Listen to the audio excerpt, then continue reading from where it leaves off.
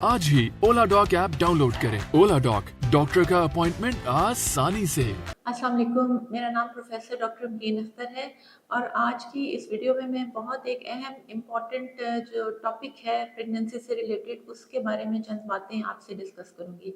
जैसा कि आप सब लोगों ने एक्सपीरियंस किया होगा कि जैसे ही आपकी प्रेगनेंसी की न्यूज़ कंफर्म होती है तो आपके घर के तमाम अफराद, जिसमें आपकी सास, आपकी माँ, आपकी नंदें, बहनें, आपके फ्रेंड्स, इवन आपके हमसाए भी आपको हर किस्म की इंफॉर्मेशन देने के लिए आ जाते हैं कि यूँ करो, यूँ ना करो।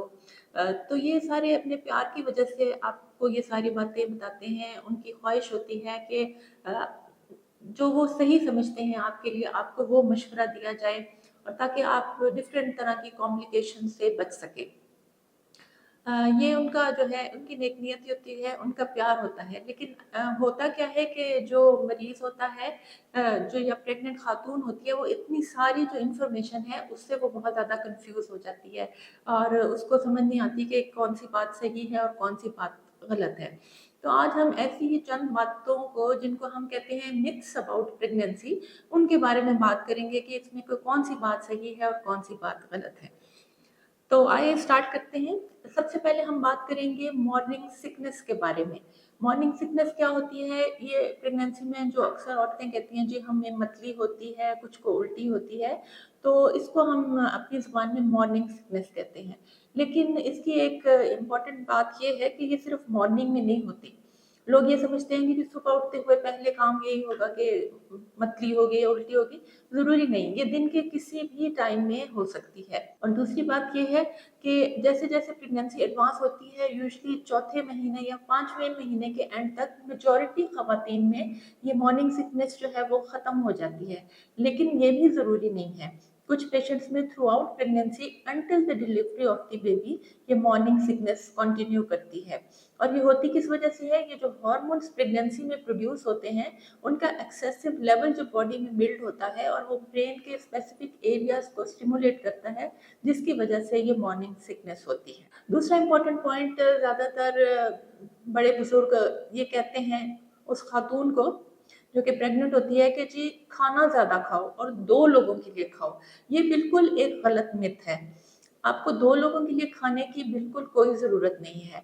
इससे क्या होता है कि जो पेशेंट होता है उसका वेट गेन बहुत ज़्यादा हो जाता है और जिसकी अपनी और कॉम्प्लिकेशंस हो सकती हैं प्रेगनेंसी से एसोसिएटेड। तो यूजुअली जितना खाना आपने खाना हो या जितनी कैलोरीज आपको रिक्वायर्ड होती हैं, वो डिपेंड करता है आपकी लेवल ऑफ एक्टिविटी के ऊपर और आपकी ड्यूरेशन ऑफ प्रेगनेंसी पे। शुरू में प्रेगनेंसी में चूंकि बच्चा छोटा होता है तो इतनी ज़्यादा रिक्वायरमेंट नहीं होती। जैसे जैसे प्रेगनेंसी एडवांस होती है, बच्चा ग्रो करता है, बच्चे को ज़्यादा न्यूट्रिएंट्स की ज़रूरत होती है, तो आपकी कैलोरी की रिक्वायरमेंट भी इंक्रीज होती जाती है। लेकिन फिर भी ये इतनी ज़्यादा नहीं होती कि आपको 2 लोगों के हिसाब से खाना पड़े। मैक्सिमम आपको 400 टू 500 एक्स्ट्रा कैलोरीज चाहिए होती हैं। तो एक नॉर्मल फीमेल को नॉन प्रेग्नेंट स्टेट में अगर 2000 कैलोरीज चाहिए होती हैं पर डे, तो प्रेगनेंसी में मोस्टली वो 2500 कैलोरीज तक कंज्यूम कर सकती है। और उसमें हमें ये ख्याल रखना चाहिए कि ये जो हम कैलोरीज कंज्यूम कर रहे हैं वो हेल्दी डाइट की हों। एक और इम्पॉर्टेंट पॉइंट जो अक्सर ख़वातीन मेरे पास आती हैं और वो ये कहती हैं कि जी प्रेगनेंसी की वजह से उनके जो उनकी बहन है या उनकी कोई फ्रेंड है उसकी बॉडी के ऊपर स्ट्रेच मार्क्स पड़ गए हैं। ये यूजुअली एब्डोमेन पे पड़ते हैं, ब्रेस्ट पे पड़ते हैं, थाइस पे पड़ते हैं। और ये जो है जब वो प्रेग्नेंट होती हैं तो वो काफ़ी इस वजह से परेशान होती हैं कि उनकी बॉडी पे कहीं ये स्ट्रेच मार्क्स ना पड़ जाएं। तो वो आके रिक्वेस्ट करती हैं कि कोई ऐसी क्रीम बता दें जो हम यूज़ करें जिसकी वजह से ये स्ट्रेच मार्क्स ना पड़ें। तो ये मैं बताती चलूँ कि ऐसी कोई क्रीम नहीं है जिससे ये स्ट्रेच मार्क्स प्रिवेंट हो सकें या इवन ट्रीट हो सकें। ये कुछ पेशेंट्स में जेनेटिक प्रीडिस्पोजिशन होती है जिसकी वजह से ये स्ट्रेच मार्क्स बनते हैं, हर प्रेग्नेंट औरत में नहीं बनते। और ये बनते किस लिए है कि जैसे बॉडी या स्किन हमारी स्ट्रेच होती है तो उसके अंदर जो हमारे कोलेजन फाइबर्स होते हैं उनका ब्रेक डाउन होता है। और जब वो ब्रेक डाउन होता है and they are replaced by fibrous tissue, तो ये इस वजह से बनते हैं और इसको किसी किस्म की क्रीम के इस्तेमाल से प्रिवेंट नहीं किया जा सकता। आजकल हर तरफ ज़्यादातर जो पेशेंट्स हमारे पास आती हैं जी, उनको ये इन्फॉर्मेशन दी जाती है कि प्रेगनेंसी जो है उसमें एक आपके फेस पे नेचुरल ग्लो आ जाता है और ड्यूरिंग द प्रेगनेंसी आपकी जो खूबसूरती है उसको चार चांद लग जाते हैं और आप नॉर्मल से भी पहले ज़्यादा हसीन लगती हैं। टू सम एक्सटेंट ये बात ठीक भी है और इतनी बिल्कुल 100% इसमें सच्चाई भी नहीं है। अब देखते हैं कि ये जो ग्लो आता है ये क्यों आता है। प्रेगनेंसी के दौरान जब एस्ट्रोजन का लेवल ज़्यादा हो जाता है और हमारे बॉडी में जो हमारी खून की सप्लाई है वो ज़्यादा हो जाती है हमारे फेस की तरफ, तो उसकी वजह से जो ज़्यादातर ख़वातीन हैं उनको ये महसूस होता है कि वो सुर्ख सफ़ेद और गुलाबी रंगत उनकी हो जाती है। लेकिन ऑन द अदर हैंड कुछ ख़वातीन ऐसी भी हैं जिनके मुँह पे छाइयाँ पड़ जाती हैं, जिनको हमारी ज़बान में मेलास्मा कहते हैं। ये भी प्रेगनेंसी के हार्मोन्स की ही वजह से होता है। तो ज़रूरी नहीं कि प्रेगनेंसी से आपकी खूबसूरती इम्प्रूव ही हो, कुछ कंडीशंस में आपकी खूबसूरती को ये ख़राब भी कर सकती है। एक मिथ ये भी है कि जब आपकी डिलीवरी का टाइम करीब आता है तो आपको आपकी बुजुर्ग ख़वातीन ये मशवरा देती हैं कि अगर आप स्पाइसी फूड ज़्यादा इस्तेमाल करें तो इससे ये होगा कि आपको कॉन्ट्रैक्शंस या लेबर पेन स्टार्ट हो जाएंगी towards the end of pregnancy. ये भी एक मिथ है, इसमें कोई सच्चाई नहीं है। और दूसरी बात ये है कि वो आपको कहती हैं कि जी घी का इस्तेमाल करें या कैस्टर ऑयल का इस्तेमाल करें, उससे भी आपको कंट्रैक्शन स्टार्ट हो जाएंगे और घी की वजह से जो लुब्रिकेशन होती है उससे आपकी डिलीवरी में आसानी होगी।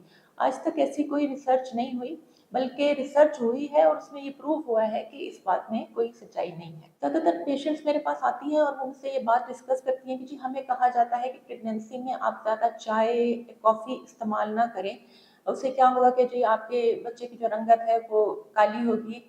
और दूसरी कुछ लोग तो आयरन की गोलियाँ भी इस डर से इस्तेमाल नहीं करती हैं, हालाँकि वो बहुत ज़्यादा एनीमिक होती हैं, उन्हें आयरन की ज़रूरत होती है। लेकिन उन्हें कहा जाता है कि अगर आप आयरन की गोलियाँ इस्तेमाल करेंगी तो बच्चा जो है वो आपका डार्क रंग का पैदा होगा। ये वंस एंड फॉर ऑल मैं क्लियर करना चाहती हूँ कि बच्चे की रंगत का किसी भी किस्म की चीज़ जो कि आप खाते हैं, पीते हैं, उससे उसका कोई ताल्लुक नहीं है। उसकी रंगत डिटर्मिन होती है माँ-बाप के जीन से। अगर माँ या बाप का रंग काला है या वाइट है तो बच्चे का रंग भी उसी हिसाब का होगा। और ज़रूरी नहीं कि माँ-बाप पे वो जाए, वो इवन आपके अपने ग्रैंड पेरेंट्स पे भी जा सकता है कि कुछ जीन्स ऐसी होती हैं कि वो जनरेशन्स में भी आगे ट्रांसफ़र हो सकती हैं।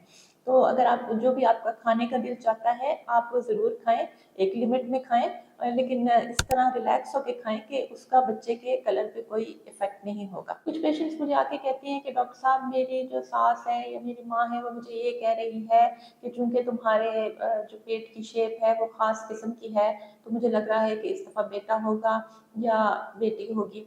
तो पेट की शेप का जो है वो पता चलाना कि बच्चे का जेंडर क्या होगा इसका इसके साथ कोई ताल्लुक नहीं है। बेटी हो या बेटा हो, पेट की शेप जो है आपके एब्डोमेन की वो किसी किस्म की भी हो सकती है। कुछ लोग कहते हैं कि पेट पे अगर बाल ज़्यादा उग आते हैं तो इसका मतलब है कि वो बेटा होगा। और कुछ लोग ये कहते हैं कि अगर आपको एक ख़ास किस्म के खाने की क्रेविंग है, यानी कि अगर लड़का है तो उसको सॉल्टिश फूड पसंद होंगे, बेटी है तो उसको अगर माँ को क्रेविंग हो रही है कि स्वीट खाएगी तो इसका मतलब है बेटी होगी, अगर माँ को क्रेविंग हो रही है कि वो नमकीन खाएगी ज़्यादा तो वो बेटा होगा। ये सारी एक मिथ्स है, इसका कोई रियलिटी के साथ कोई ताल्लुक नहीं है। अगर आप सेक्स का पता करना चाहते हैं तो इसका सही तरीका ये है कि 20 हफ्ते जब आपकी प्रेगनेंसी को हो जाए तो आप अल्ट्रासाउंड कराएं। उसमें आप अपने जो अल्ट्रासाउंड वाले डॉक्टर हैं उनसे रिक्वेस्ट करें कि वो आपको बताएं कि बच्चे का जेंडर क्या है, क्योंकि हर पेशेंट में हम बच्चे का जेंडर नहीं बताते, जो स्पेसिफिकली रिक्वेस्ट करे उसी को ही हम जेंडर बताते हैं। और ये 20 हफ्ते के बाद अगर टाइम है तो उस टाइम पे हम अल्ट्रासाउंड से पता कर सकते हैं। और अगर अर्ली पता कराना चाहते हैं तो उसमें एक टेस्ट होता है NIPT, non invasive prenatal testing. ये 10 हफ्ते के अराउंड भी इस ये आपको बता देता है कि बच्चे का जेंडर क्या है। लेकिन ये खास टेस्ट है और हर जगह पाकिस्तान में अभी फ़िलहाल अवेलेबल नहीं है। चंद और इम्पॉर्टेंट पॉइंट्स जो कि मैं आपसे डिस्कस करना चाहती हूँ। कुछ पेशेंट्स मुझे आके पूछती हैं कि प्रेगनेंसी में क्या हम सेक्स कर सकते हैं कि नहीं कर सकते।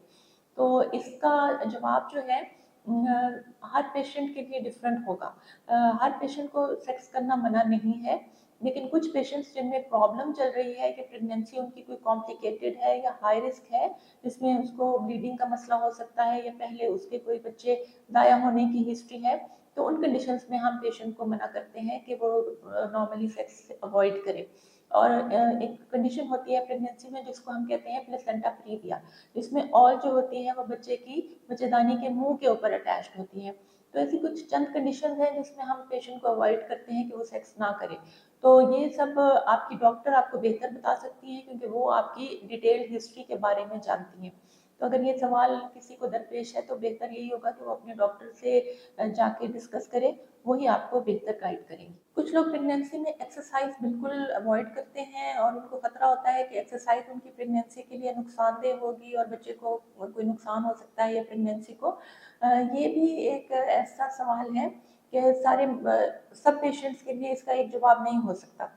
एक्सरसाइज हर एक औरत अगर जो कि हेल्दी है, फिट है, प्रेगनेंसी से पहले अगर वो एक्सरसाइज कर रही है तो उसको वो हल्की फुल्की एक्सरसाइज ज़रूर कंटिन्यू करनी चाहिए, जिसमें वॉक बहुत इंपॉर्टेंट है।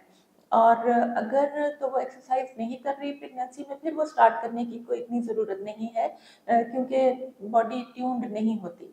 और हैवी एक्सरसाइज से अवॉइड करना चाहिए। हैवी एक्सरसाइज प्रेगनेंसी में कॉम्प्लिकेशंस क्रिएट कर सकती है। ये आप अपने डॉक्टर से रिव्यू करें और डॉक्टर आपको गाइड करेगी कि आपके लिए कौन सी एक्सरसाइज सूटेबल है। लेकिन बिल्कुल एक्सरसाइज अवॉइड करना हम रिकमेंड नहीं करते प्रेगनेंसी में। आपको हल्की फुल्की एक्सरसाइज ज़रूर करनी चाहिए क्योंकि जितना आपका सेडेंटरी लाइफस्टाइल होगा, प्रेगनेंसी की कॉम्प्लिकेशंस उतनी ज़्यादा हो सकती हैं। ये जो चांद ग्रहण और सूरज ग्रहण का कुछ एक खौफ सा सबके दिलों में है।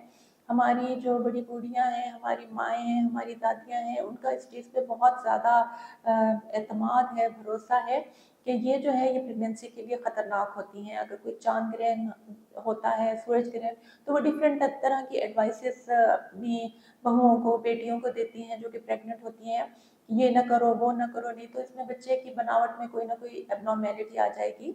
लेकिन अभी तक ऐसी कोई साइंटिफिक रिसर्च नहीं हुई जिसने ये प्रूव किया हो कि इनका बच्चे की बनावट पे कोई असर होता है। कुछ पेशेंट जो प्रेगनेंसी के लिए ट्राई कर रही होती हैं, वो आके मशवरा चाहती हैं कि हमें कोई ऐसी पोजीशन बताएं at the time of intercourse कि जो कि हमारा कंसेप्शन रेट को इंक्रीज करे। तो इसके लिए कोई ख़ास पोजीशन नहीं है, लेकिन ये ज़्यादा जो फैंसी पोजीशंस है हमें ट्राई करना चाहिए कि हम वो पोजीशंस अवॉइड करें।